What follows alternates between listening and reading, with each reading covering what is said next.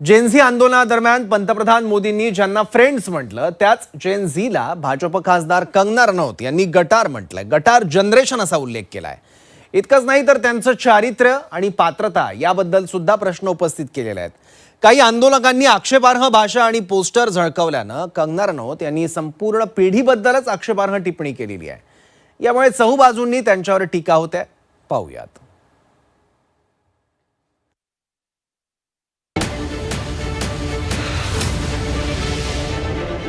Kangana Ranaut Gen Z बाबत बोलताना बरळल्या.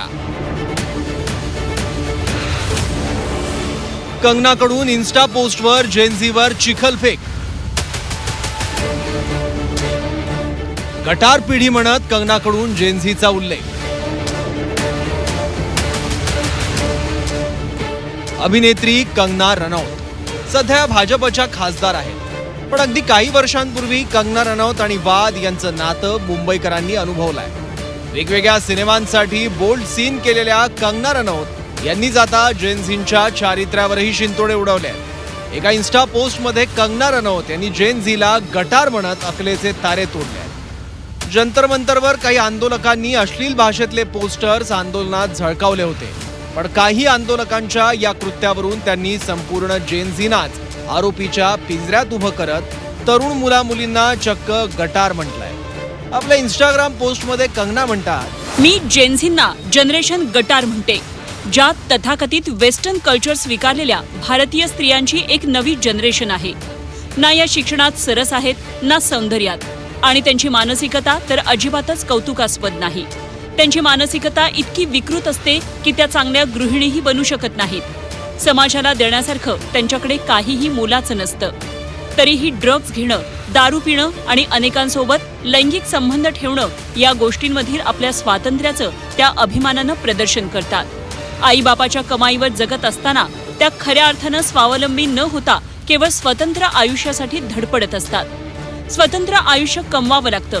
जबाबदाऱ्या स्वीकारल्याशिवाय तुम्हाला स्वतंत्र आयुष्य जगायचं असेल तर मग तुम्ही गटारच्या बावळट व्यक्ती आहात. इतकंच नाही तर पंतप्रधान मोदींबद्दल आक्षेपार्ह भाषा वापरण्यावरूनही त्यांनी आंदोलकांवर टीका केली आहे. हमारे 75 ईयर ओल्ड प्राइम मिनिस्टर हैं, उनकी दिवंगत माता जी को उनको इतनी गंदी गंदी भद्दी गालियां दे. हमने भी स्टूडेंट प्रोटेस्ट किए हैं. इतना हमें संकोच होता था, इतनी शर्मिंदगी होती थी कि हमें कैमरा में दिखाया जा रहा है. आगे एक स्टूडेंट को करके हम अपनी मांग रखते थे. कौन स्टूडेंट प्रोटेस्ट का हिस्सा नहीं बने? ये किस तरह के स्टूडेंट हैं और किस तरह की अश्लील बातें हैं, किस एंगल से ये लोग स्टूडेंट लगते हैं. आज इनके जो भी आगे चल के सुप्रीम कोर्ट के लॉयर्स होंगे या लॉयर्स होंगे, क्या इनके माँ बाप अफोर्ड कर पाएंगे? इनके खुद की तो हैसियत नहीं है अफोर्ड करने की. और हमें ये अब ट्रोल करे चाहे कुछ भी करे, 16 ईयर ओल्ड से जो है हम अपना करियर बना रहे हैं. माता पिता पर कभी बोझ बनकर नहीं रहे. और जिनके माता पिता बहुत ही कंजर्वेटिव है, हम जानते हैं कि हमारा हिंदुस्तानी समाज कैसा है. उनकी बेटियां ऐसे इतनी गंदी गंदी भाषा में बात कर रही हैं. समाज में उनकी क्या इज्जत रह जाएगी और उनको किस तरह की विपरीत परिस्थितियों का सामना करना पड़ेगा. क्या ये सोचते हैं क्या हम लोग as a society? This is not acceptable to us in any way. Thank you. पण यावरून विरोधकांनी कंगना रनौत यांच्यावर जोरदार टीका केली आहे. कंगना रनौत ने आखिर पंगा ले किससे लिया है? महंगा पड़ने वाला है.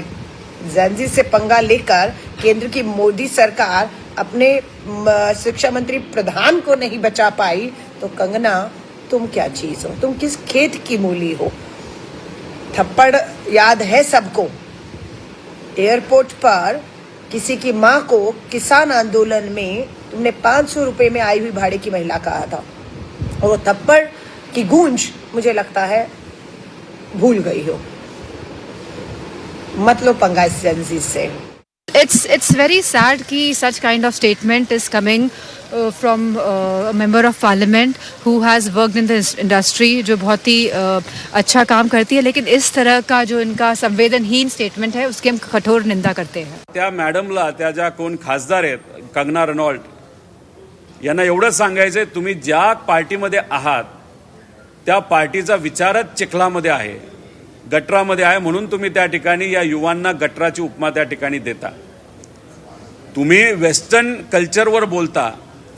एकदा तुम्ही आकडे काढा की तुमच्या सरकारमध्ये असणारे जे मंत्री आहेत, धर्मेंद्र प्रधान साहेबांपासून तुम्ही आकडे काढा. त्यांची मुलं ही भारतात शिकतायत का भारताच्या बाहेर शिकतायत? बाहेर शिकणं म्हणजे काय चुकीचं असं नाही.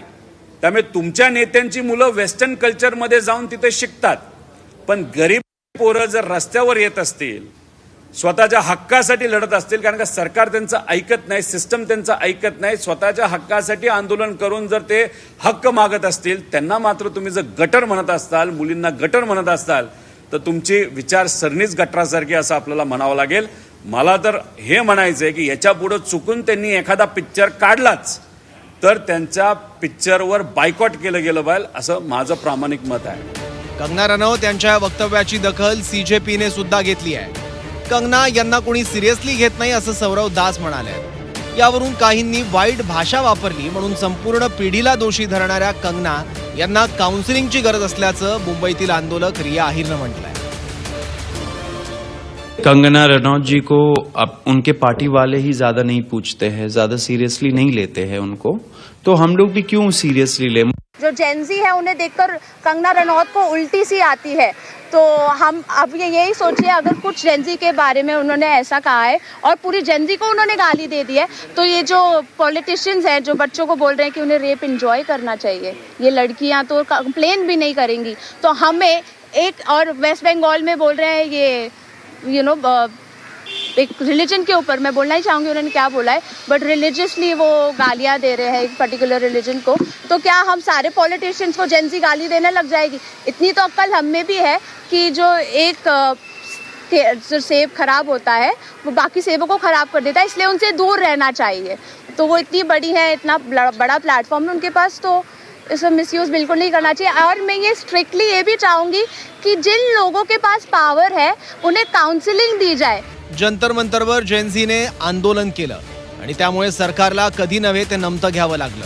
त्याचा कंगना यांना येत असलेला संताप समजू शकतो, पण म्हणून सरसकट आपल्याच देशातल्या एका संपूर्ण पिढीबद्दल असं बोलणं, त्यांना गटार म्हणणं, त्यांच्या क्षमतेबद्दल, नीतिमत्ता, पात्रता, चारित्र्याबाबत प्रश्न उपस्थित करणं, एक कलाकार, अभिनेत्री आणि खासदार म्हणून तरी कंगना रनौत यांना शोभतं का, हा प्रश्न आता विचारला जातोय. ब्युरो रिपोर्ट, झी 24 तास.